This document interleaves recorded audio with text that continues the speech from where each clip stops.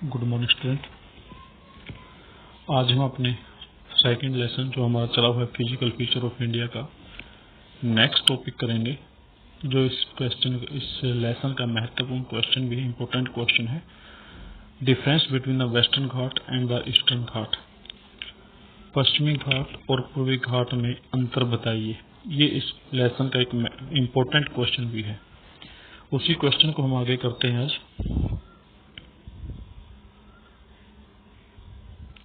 The Western Ghat and the Eastern Ghat mark the western and the eastern edge of the Deccan Plateau respectively। कि जो पश्चिमी घाट और पूर्वी घाट हैं, ये हमारे दक्कन के पठार के पूर्वी और पश्चिमी एज के समानांतर हैं। Western Ghat is lies parallel to the western coast. पश्चिमी घाट पश्चिमी तट के समानांतर है। They are continuous and can be crossed through the passage only। यह नियमित लगातार है, नियंत्रित है और इसको केवल हम दर्रों के द्वारा ही क्रॉस कर सकते हैं। लोकेट द थाल, bore and Pal Ghat in the physical map of India.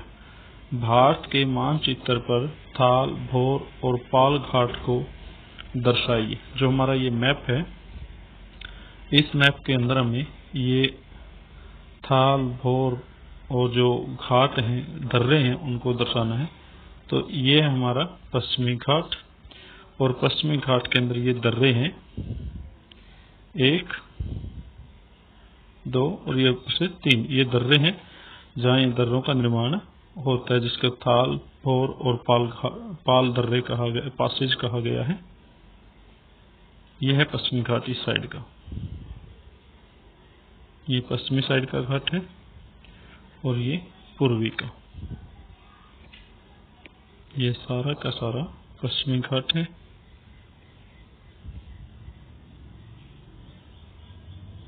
यहाँ तक और यहाँ तक। इसके अंदर जो ये कट है, नियमित रूप से इसमें जो कट बने हुए हैं, ये हमारे पाल, भोर और थाल, पाल और भोर दर्रे हैं।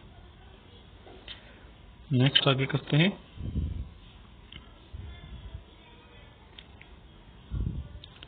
The western Ghat are higher than the eastern Ghat. जो पश्चिमी घाट है, ये पूर्वी घाट की अपेक्षा ऊंचा है। Their average elevation is 900 to 1600 metres as against 600 metres of the eastern Ghat. इसकी औसत एलिवेशन होता है ऊंचाई। एलिवेशन क्या होता है? ऊंचाई। वो है 900 से 1600 मीटर है। अगेंस्ट के खिलाफ के विपरीत भी कर सकते हैं। 600 metres of the eastern Ghat.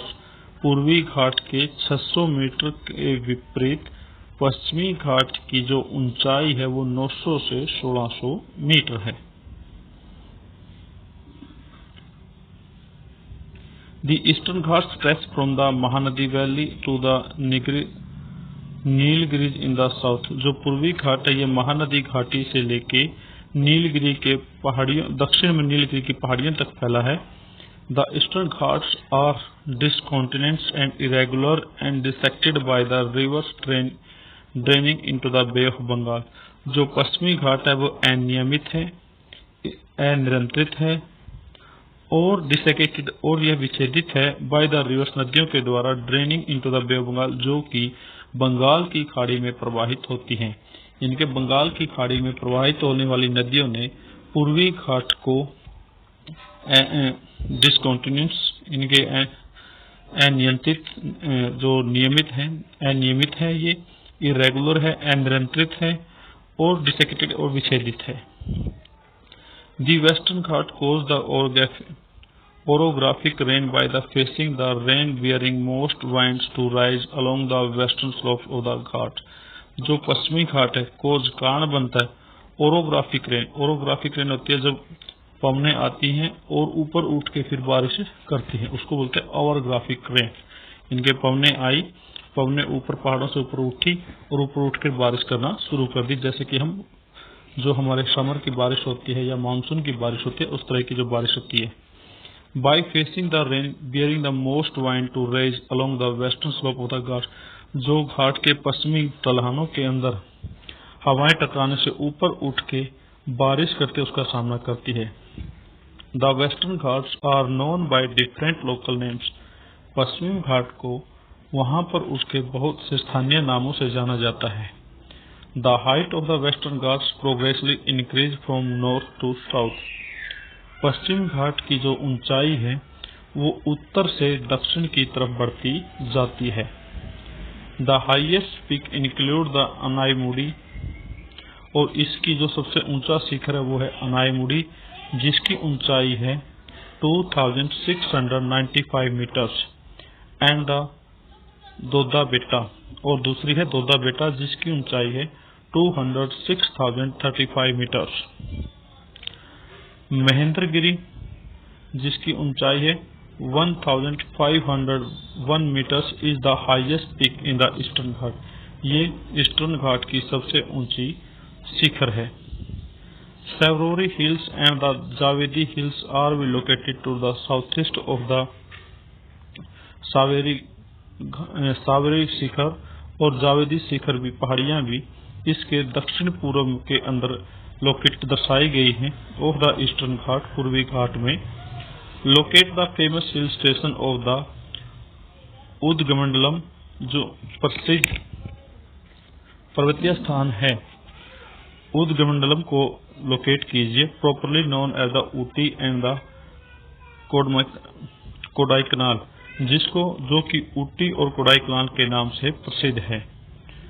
One of the distinct feature of the perpendicular plateau is the black soil areas known as the Deccan trap.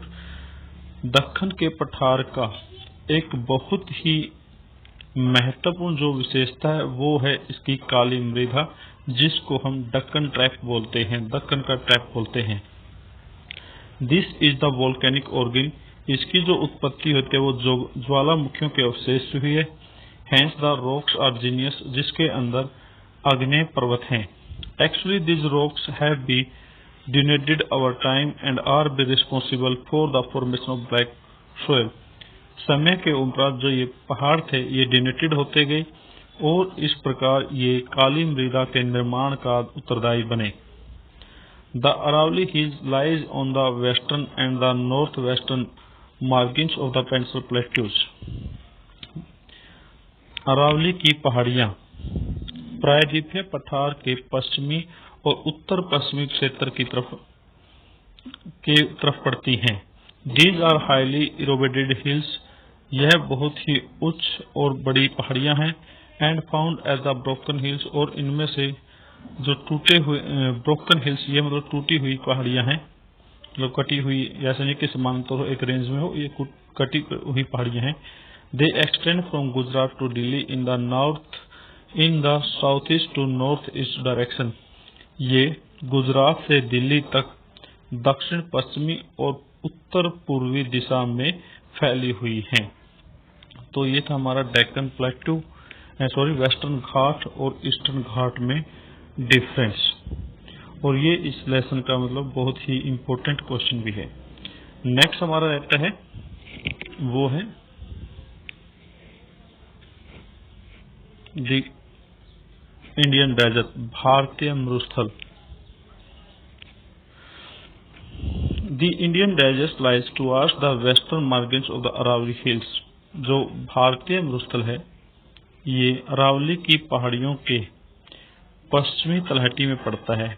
It is an undulating sandy plains, यह एक बहुत ही रेतीला मैदान है। Covered with the sand dunes, जो रेतीली धुनों से ढका हुआ है। This regions receive very low rainfall below 150 mm per year. यह क्षेत्र बहुत ही कम बारिश प्राप्त करता है, जो उसकी औसत 150 मिलीमीटर की होती है।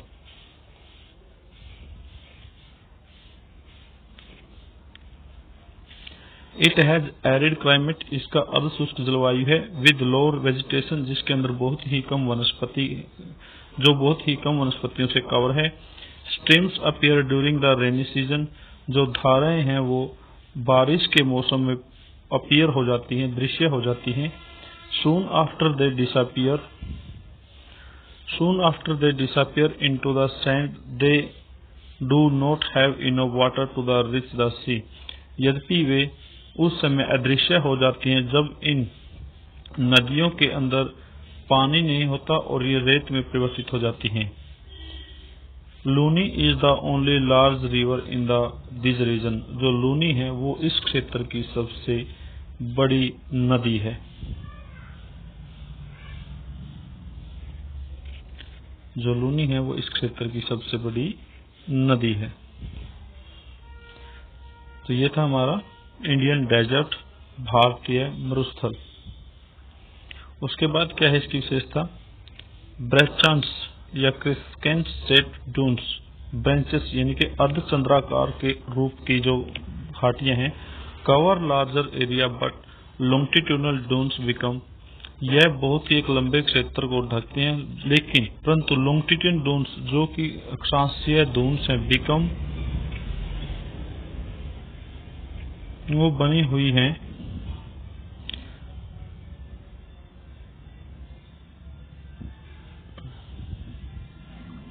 मोर permanent near the Indo Pakistan border.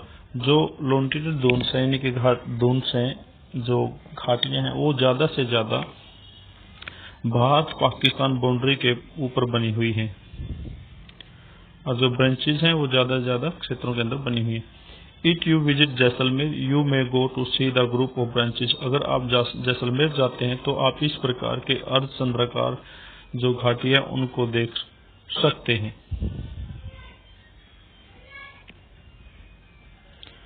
Next है जो हमारा टॉपिक है वो रहेगा दी कोस्टल प्लेन्स, तटीय मैदान।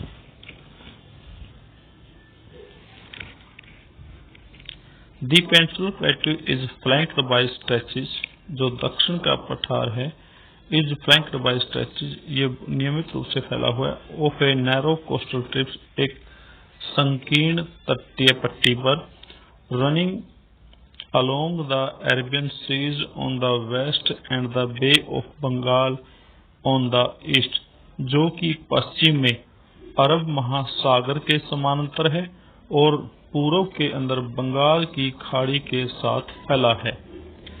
द वेस्टर्न कोस्ट, जो पश्चिमी मैदान है, the western coast sandwich between the western Ghat and the Arabian sea, जो पश्चिमी तट है, सैंडविच वो बिटवीन द वेस्टर्न घाट, ये पश्चिमी घाट के मध्य में है, एंड द अरबियन सी और अरब सागर के समांतर है। इज ए नैरो प्लेन, ये एक संकीर्ण मैदान है। इट कंसिस्ट ऑफ 3 सेक्शन, यह 3 वर्गों में सम्मिलित है। पश्चिमी तट,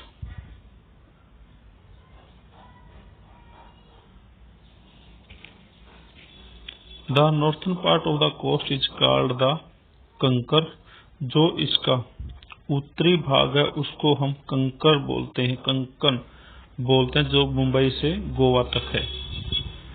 उत्तरी पार्ट को क्या बोलते हैं? Konkan. The central stretch is called is the Kannada, और जो दक्षिण का विस्तार है उसको हम कन्नड़ का मैदान बोलते हैं। While the southern stretch is referred as the Malabar coast, और जो दक्षिण का विस्तार है उसको मालबार तट के नाम से जाना जाता है। तो इस प्रकार जो पश्चिमी घाट है वो 3 भागों में डिवाइड है, 3 सेक्शन में वर्ग में डिवाइड है। जो उत्तर का है उसको कंकण, मध्य को कन्नड़ और दक्षिण को मालबार कोस्ट कहा जाता है। The plain along the Bay of Bengal are wide and level, जो बंगाल की खाड़ी के मैदान हैं, are wide, वो बहुत ही चौड़े हैं, and level और सतह के हैं। In the northern part it is referred to the northern सरकार, इसके उत्तरी हिस्से को नॉर्थन सरकार के नाम से जाना जाता है। While the southern part is known as the Coromandel coast, और इसके दक्षिणी हिस्से को कोरोमंडल कोस्ट के नाम से जानते हैं। Large rivers such as Mahanadi, Godavari, Krishna, Kaveri have formed extensive delta on this coast. बड़ी नदियां जैसे कि महानदी, गोदावरी, कृष्णा, कावेरी इसके तट पर डेल्टाओं का निर्माण करते हैं। Lake Chilka is an important feature along the eastern coast. Chilka झील पूर्वी तट की एक महत्वपूर्ण विशेषता है। तो चिल्का झील कहाँ पर है? The Chilka lake is the largest salt water lake, नमकीन पानी की सबसे बड़ी झील है। It lies in the state of Orissa, यह उड़ीसा के अंदर है। To south of the Mahanadi delta, Mahanadi के दक्षिण में।